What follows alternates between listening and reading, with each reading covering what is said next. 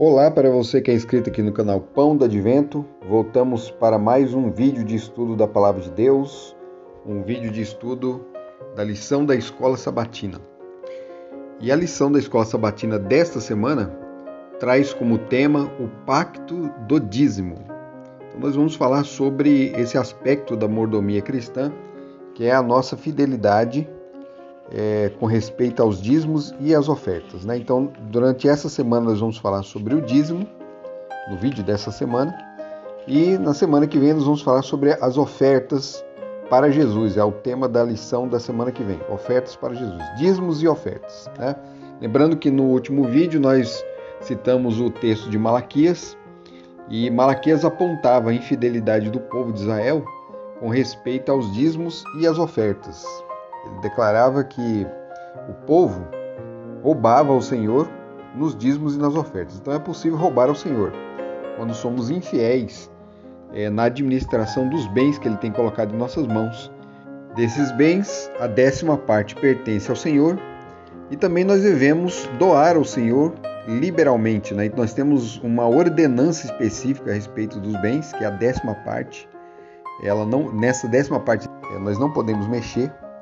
E nós temos também as ofertas, né? Então, além dos dízimos, temos as ofertas. Então, vamos ao estudo, né? Primeiro de tudo, vamos aprender o que é o dízimo. Na Bíblia hebraica, dízimo vem da palavra hebraica aser, que significa o 10º ou 10ª parte. O dízimo é o testemunho mínimo do compromisso do crente. A primeira menção ao dízimo na Bíblia hebraica aparece na história de Abraão. Após voltar da guerra, Abraão vai ao encontro de Melquisedeque, rei e sacerdote de Salém, e Abraão lhe deu o dízimo de tudo. Isso se encontra em Gênesis 14, do verso 18 ao 20. A segunda menção acontece na história de Jacó. Após o sonho com a escada que ligava o céu à terra, ele firma um pacto com o Senhor e promete que de tudo que o Senhor lhe conceder, te darei o dízimo. Isso se encontra em Gênesis 28, do 21 ao 22. Quando o povo foi organizado sob a liderança de Moisés, Deus deu orientações específicas sobre o dízimo.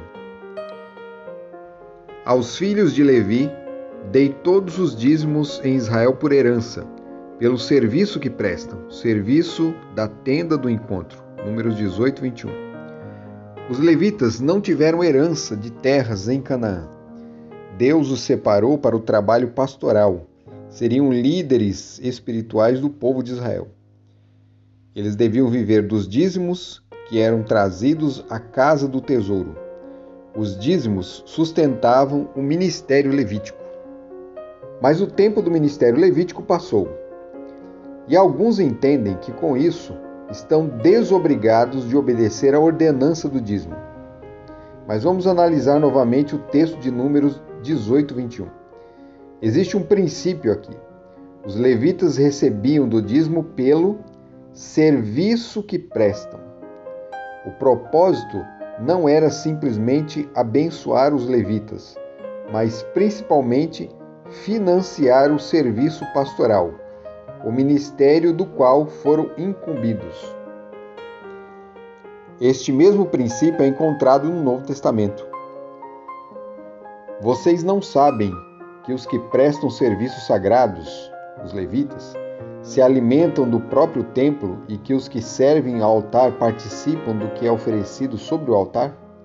Assim também o Senhor ordenou aos que pregam o Evangelho que vivam do Evangelho. 1 Coríntios 9, 13 e 14. Por isso nós, cristãos, não estamos desobrigados dessa ordenança. As exigências da aliança recaem sobre nós também e sobre todo o que abraça o Evangelho. Mas como funciona na prática? Imagine que você é um antigo israelita que cria ovelhas. Se você tem 10 ovelhas, uma ovelha é do Senhor. Se você tiver 100 ovelhas, 10 são do Senhor. Se tiver 1000 ovelhas, 100 são do Senhor. Ou seja, todo bem real que é fruto do seu trabalho, a 10ª parte dele pertence ao Senhor. Mas você não cria ovelhas, nem planta laranjas ou maçãs. Você recebe um salário. Como fazer? Exemplo simples. Se você recebe um salário de R$10, qual a 10ª parte de R$10? Exatamente, R$1. Este R$1 é do Senhor. Veja que os R$10 é seu salário bruto. E é do salário bruto que você separa o dízimo. Nós, adventistas do sétimo dia, temos esta orientação bem clara nos princípios e diretrizes sobre dízimos, item 111F, página 22.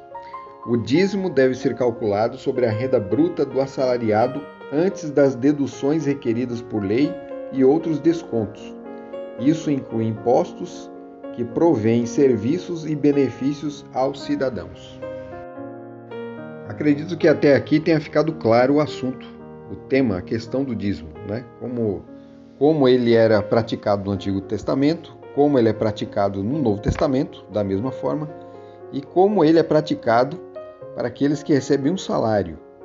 Existem também as orientações para aqueles que são autônomos, né? Os autônomos, eles vão retirar a 10ª parte do lucro que eles tiverem com o seu trabalho. Então, é a parte do lucro que é retirada.